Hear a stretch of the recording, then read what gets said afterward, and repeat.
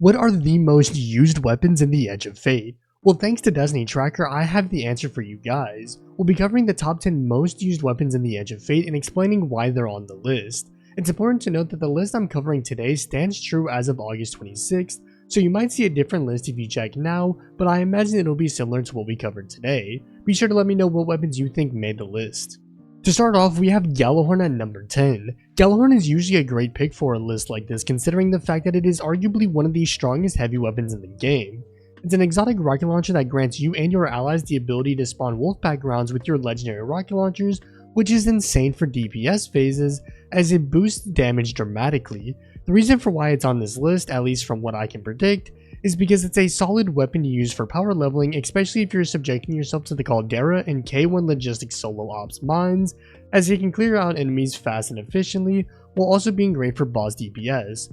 All those reasons combine to make this a solid and understandable inclusion on today's list. For number 9, we have the Slammer, which is wildly enough the only legendary weapon on today's list.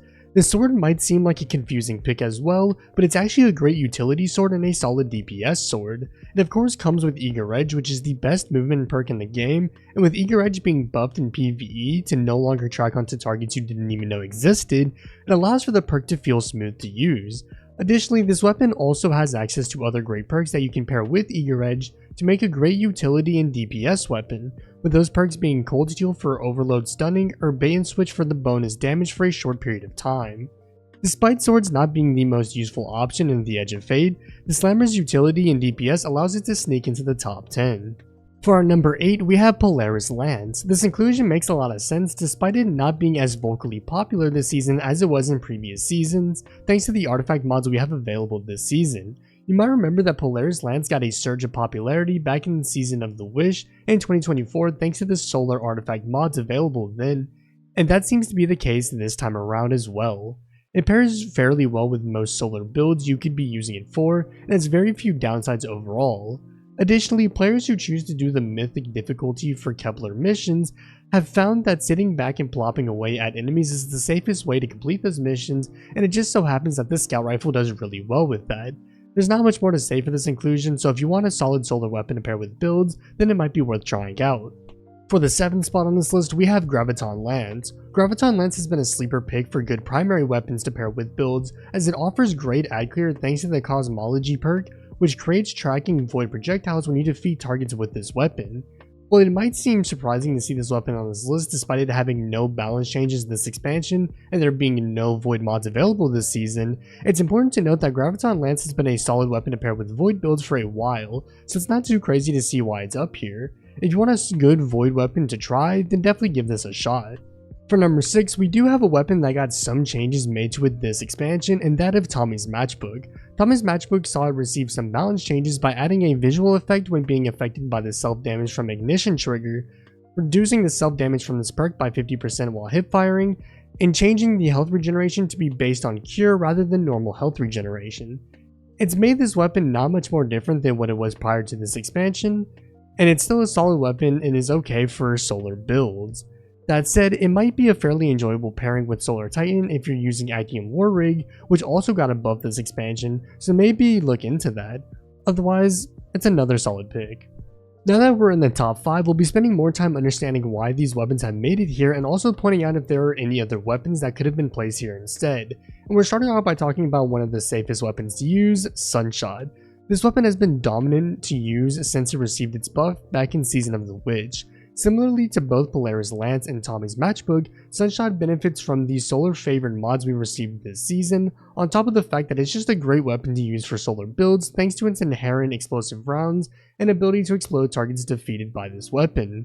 In terms of what weapons might be better to use, it's a hard choice to say, but some weapons that come to mind are Return to Memory from the Crucible playlist and Eartide Apex from this most recent Solstice.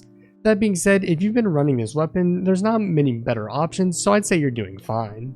Number 4 takes us to Thunderlord, which has been a dominant weapon this expansion. Despite none of the current artifact mods favoring this weapon, it has great synergy with the Arc Titan Bolt Charge build that is still dominant as ever. And to add on top of that, Thunderlord has been one of the go-to options for damage this expansion thanks to how easy it is to use with that build.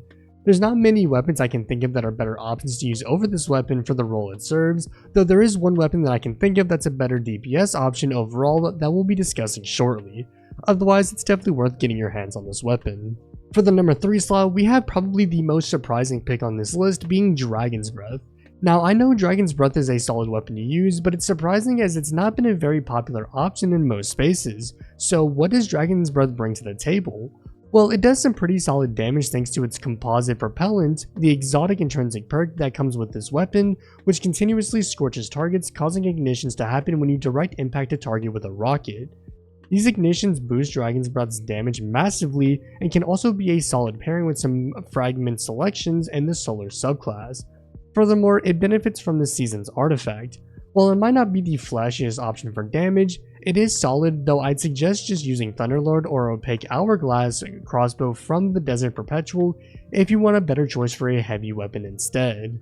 That being said, the number 2 spot is the king of DPS this expansion, being Outbreak Perfected. Outbreak Perfected is an incredible weapon for a multitude of reasons. Despite it not benefiting from any artifact mods or balance changes in this expansion, its access to rewind rounds and its exotic intrinsic perk, this weapon can pump out really solid damage. Another major boost for this weapon is how ridiculously quick you can generate your super from this weapon. You can pretty easily get off 2 to 3 supers in one damage phase in the new raid thanks to this weapon, which makes it incredibly powerful and a must-have if you're choosing to run the Desert Perpetual. On top of all of that, it's also just a great weapon for ad clear since the nanites can attack other targets. If you're looking for a weapon to main this expansion, then this is a fantastic pick, though maybe not as fantastic as the number 1 pick. For the number 1 pick, we have Choir of One. This weapon should need no introductions considering the fact that it was one of the most popular weapons from last year. Choir of One is currently the only special ammo auto rifle in the game, which might make you believe it runs out of ammo fast, but that couldn't be further from the truth. This weapon does a great job conserving ammo while also just being strong all around.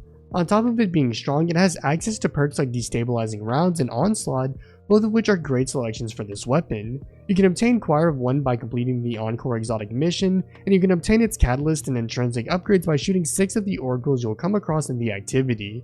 No matter what, you'll most certainly want to get this weapon, as it is the most used weapon in the Edge of Fate. Well, that'll wrap up today's video. If you found it helpful, a like rating would be greatly appreciated, and consider subscribing to the channel for more Destiny 2 content dropping weekly. Be sure to check out my other social media platforms linked below, including my Twitch and Discord where I'll be streaming and hosting community events regularly, so stop on by. With that being said, I'm SniperKH, and I'm out. Good luck with gaming.